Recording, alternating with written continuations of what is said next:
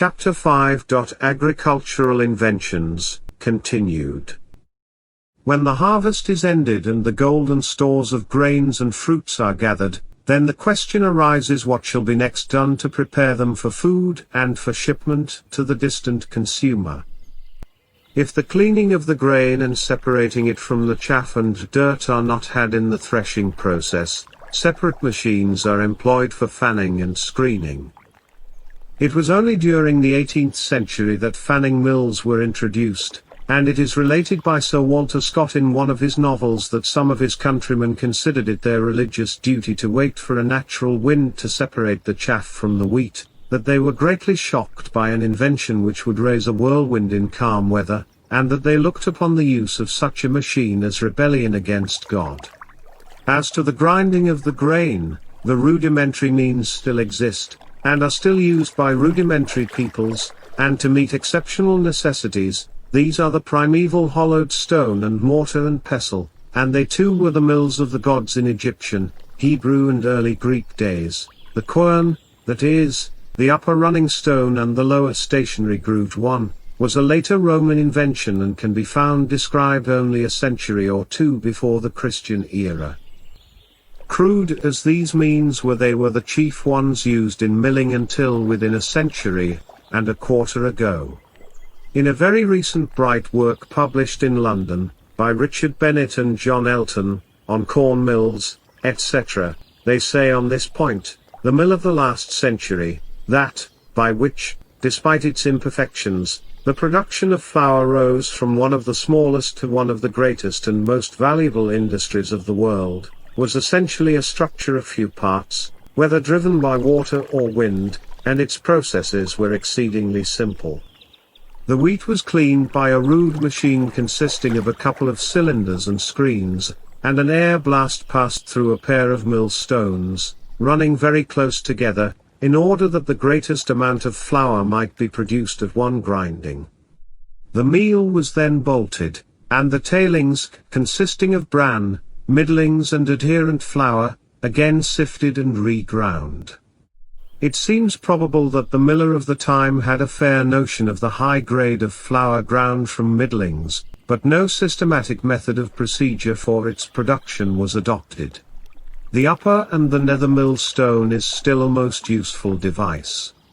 The dress, which consists of the grooves which are formed in the meeting faces of the stones, has been changed in many ways to meet the requirements in producing flour in varying degrees of fineness.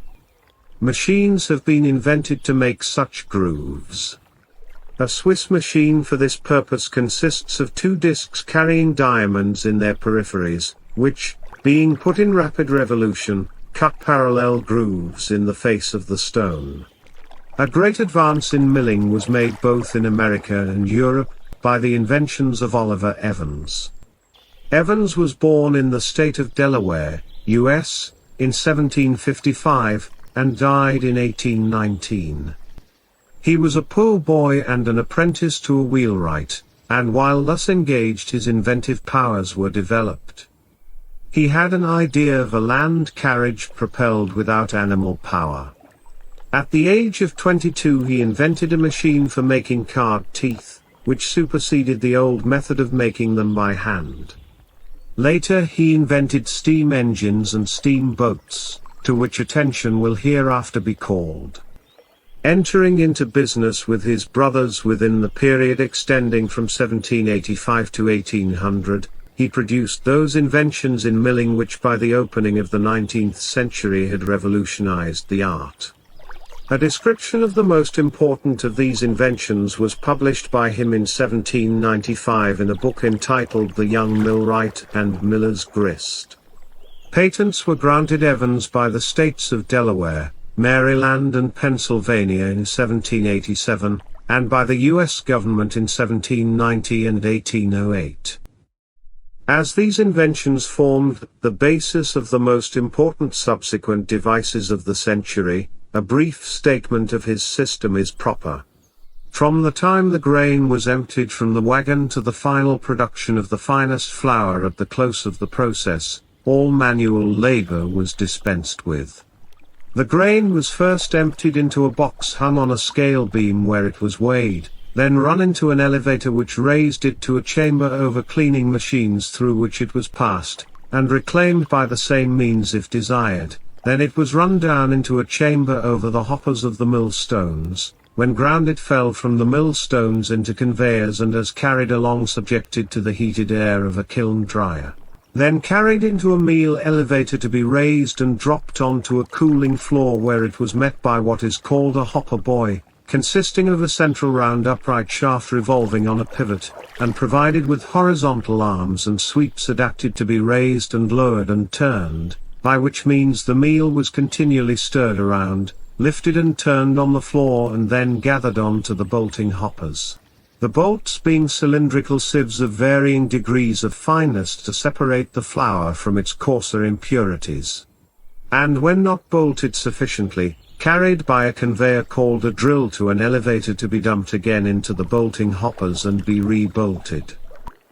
When not sufficiently ground, the same drill was used to carry the meal to the grindstones. It was the design of the process to keep the meal in constant motion from first to last so as to thoroughly dry and cool it, to heat it further in the meantime, and to run the machines so slowly as to prevent the rise and waste of the flour in the form of dust. The Evans system, with minor modifications and improvements, was the prevailing one for 3/4 of a century. New mills, when erected, were provided with this system, and many mills in their quiet retreats everywhere awoke from their drowsy methods and were equipped with the new one. But the whole system of milling has undergone another great change within the last 30 years. During that time it has been learned that the coarser portion or kernel of wheat which lies next to the skin of the berry and between the skin and the heart is the most valuable and nutritious part, as it consists largely of gluten, while the interior consists of starch, which when dry becomes a pearly powder. Under the old systems this coarser part, known as middlings, was eliminated, and ground for feed for cattle, or into what was regarded as an inferior grade of flour from which to make coarse bread. It was customary, therefore, under the old method to set the grinding surfaces very close with keen sharp burrs, so that this coarser part was cut off and mixed with the small particles of bran, fine fuzz and other foreign substances, which was separated from the finer part of the kernel by the bolting. The new process consists of removing the outer skin, and adherent impurities from the middlings, then separating the middlings from the central finer part and then regrinding the middlings into flour. This middlings flour being superior, as stated, to what was called straight grade, it became desirable to obtain as much middlings as possible, and to this end it was necessary to set the grinding surfaces further apart so as to grind high, hence the high milling process as distinguished from low milling. For the better performance of the high rolling process, roller mills were invented. It was found that the cracking process by which the kernel could be cracked and the gluten middlings separated from the starchy heart could best be had by the employment of rollers or cylinders in place of face stones, and at the same time the heating of the product, which injures it, be avoided.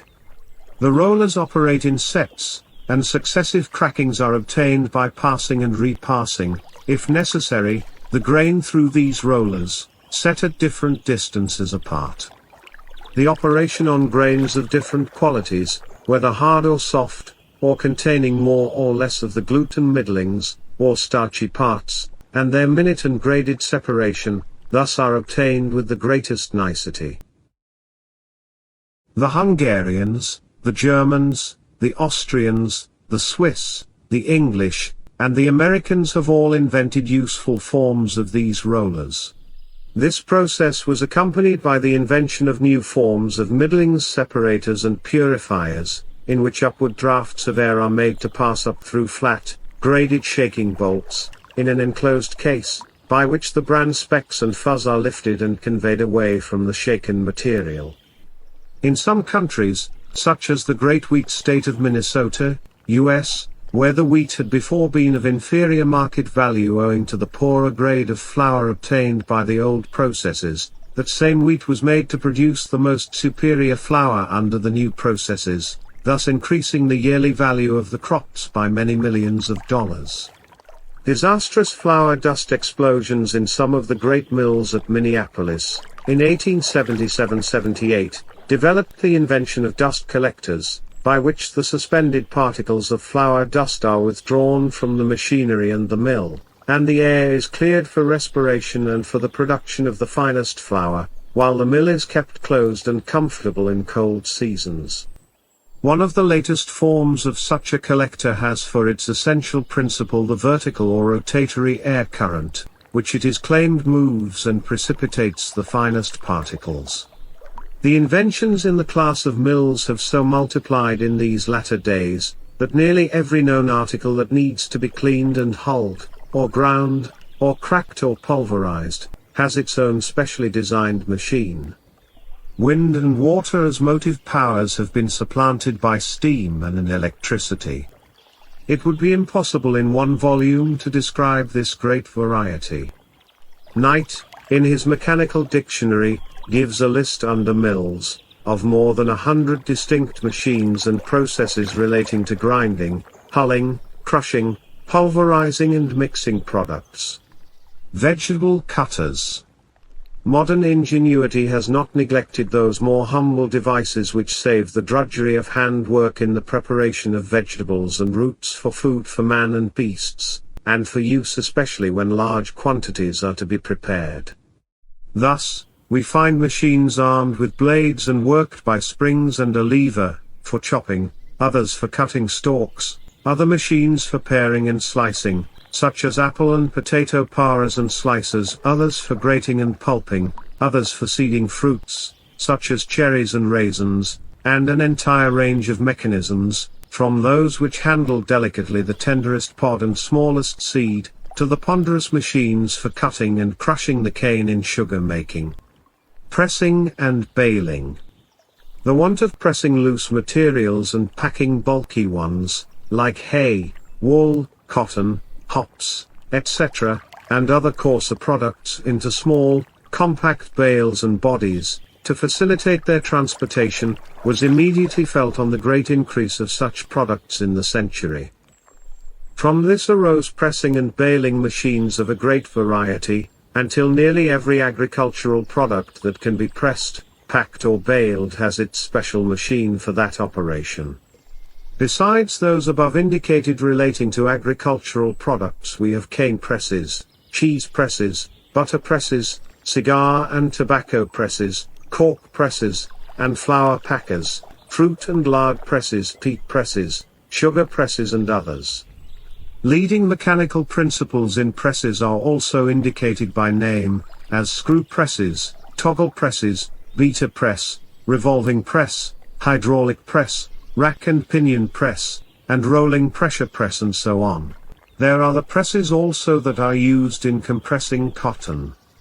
When it is remembered that cotton is raised in about 20 different countries, and that the cotton crop of the United States of 1897-98 was 10,897,857 bales, of about 500 pounds each, of India, estimated, for the same period, 2,844,000, of 400 pounds each, of China about 1,320,000, of 500 pounds each, and between 2 and 3 million bales in the other countries, it is interesting to consider how the world's production of this enormous mass of elastic fiber, amounting to 17 or 18 million bales, of 4 and 500 pounds each, is compressed and bound. The screw press was the earliest form of machine used, and then came the hydraulic press. Later it has been customary to press the cotton by screw presses or small hydraulic presses at the plantation, bind it with ropes or metal bands and then transport it to some central or seaboard station where an immense establishment exists, provided with a great steam-operated press, in which the bale from the country is placed and reduced to 1/4 or 1/3 its size, and while under pressure new metallic bands applied, when the bale is ready for shipment. This was a gain of a remarkable amount of room on shipboard and on cars, and solved a commercial problem. But now this process, and the commercial rectangular bale, seemed destined to be supplanted by roller presses set up near the plantations themselves, into which the cotton is fed directly from the gin, rolled upon itself between the rollers and compressed into round bales of greater density than the square bale, thus saving a great amount of cost in dispensing with the steam and hydraulic plants, with great additional advantages in convenience of handling and cost of transportation. It is so arranged also that the cotton may be rolled into clean, uniform dense layers, so that the same may be unwound at the mill and directly applied to the machines for its manufacture into fabrics, without the usual tedious and expensive preliminary operations of combing and re-rolling. It has also remained for the developed machine of the century to convert hay into an export commodity to distant countries by the baling process. Bale ties themselves have received great attention from inventors, and the most successful have won fortunes for their owners. Most ingenious machines have been devised for picking cotton in the fields, but none have yet reached that stage of perfection sufficient to supplant the human fingers. Fruits and foods. To prepare and transport fruits in their natural state to far distant points, while preserving them from decay for long times, is, in the large way demanded by the world's great appetites, altogether a success of modern invention. To gather the fruit without bruising by mechanical pickers, and then to place the fruit, oranges for instance, in the hands of an intelligent machine which will automatically, but delicately and effectually, wrap the same in a paper covering, and discharge them without harm, are among the recent inventive wonders. In the United States alone 67 patents had been granted up to 1895 for fruit wrapping machines. Inventions relating to drying and evaporating fruit, and having for their main object to preserve as much as possible the natural taste and color of the fruit, have been numerous. Spreading the fruit in the air and letting the sun and air do the rest is now a crude process. These are the general types of drying and evaporating machines. First, those in which trays of fruit are placed upon stationary ledges within a heated chamber. Second, those in which the trays are raised and lowered by mechanical means toward or farther from the source of heat as the drying progresses. Third, those in which the fruit is placed in imperforate steam-jacketed pans. Many improvements, of course, have been made in detail of form, in ventilation, the supplying and regulating of heat and the moving of trays. The hermetically sealed glass or earthenware fruit jar, the lids of which can be screwed or locked down upon a rubber band, after the jar is filled and the small remainder of air drawn out by a convenient steam heater, now used by the million, is an illustration of the many useful modern contrivances in this line. Sterilization. In preserving, the desirability of preventing disease and keeping foods in a pure state has developed in the last quarter of a century many devices by which the food is subjected to a steam heat in chambers, and, by devices operated from the outside, the cans or bottles are opened and shut while still within the steam-filled chamber. Diastase. By heating starchy matters with substances containing diastase, a partial transformation is effected, which will materially shorten and aid its digestion, and this fact has been largely made use of in the preparation of soluble foods, especially those designed for infants and invalids, such as malted milk and lactated food. Milkers. Invention has not only been exercised in the preservation and transportation of milk, but in the task of milking itself.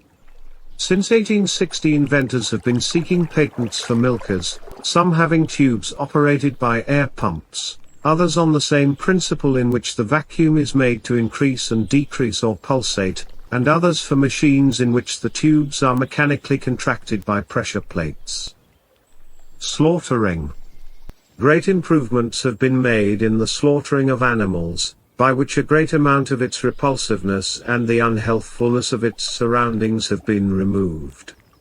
These improvements relate to the construction of proper buildings and appliances for the handling of the animals, the means for slaughtering, and modes of taking care of the meat, and transporting the same. Villages, towns, and even many cities, are now relieved of the formerly unsavory slaughterhouses, and the work is done from great centers of supply, where meats in every shape are prepared for food and shipment. It would be impossible in a bulky volume, much less in a single chapter, to satisfactorily enumerate those thousands of inventions which, taking hold of the food products of the earth, have spread them as a feast before the tribes of men. Tobacco. Some of the best inventive genius of the century has been exercised in providing for man's comfort, not a food, but what he believes to be a solace.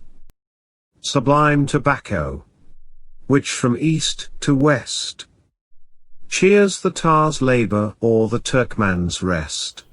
In the United States alone, in the year 1885, there were 752,520 acres of land devoted to the production of tobacco, the amount in pounds grown being 562,736,000, and the value of which was estimated as $43,265,598. These amounts have been somewhat less in years since then, but the appetite continues, and any deficiency in the supply is made up by enormous importation. Thus, in 1896, there were imported into the United States 32,924,966 pounds of tobacco, of various kinds, valued at $16,503,130. There are no reliable statistics showing that, man for man, the people of that country are greater lovers of the weed than the people of other countries, but the annual value of tobacco raised and imported by them being thus about $60 million, it indicates the strength of the habit and the interest in the nurture of the plant throughout the world. Neither the counterblast to tobacco of King James I, and the condemnations of kings, popes, priests and sultans, that followed its early introduction into Europe, served to choke the weed in its infancy or check its aftergrowth. Now it is attended from the day of its planting until it reaches the lips of the consumer by contrivances of consummate skill to fit it for its destined purpose.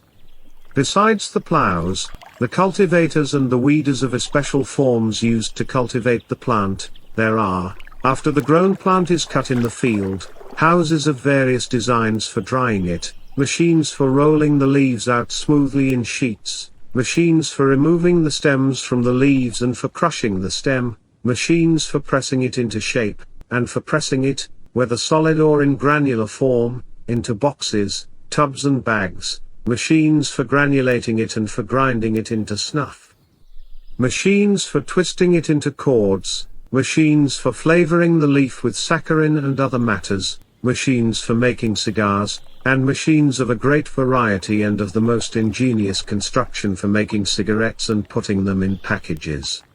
Samples of pipes made by different ages and by different peoples would form a collection of wonderful art and ingenuity, second only to an exhibition of the means and methods of making them.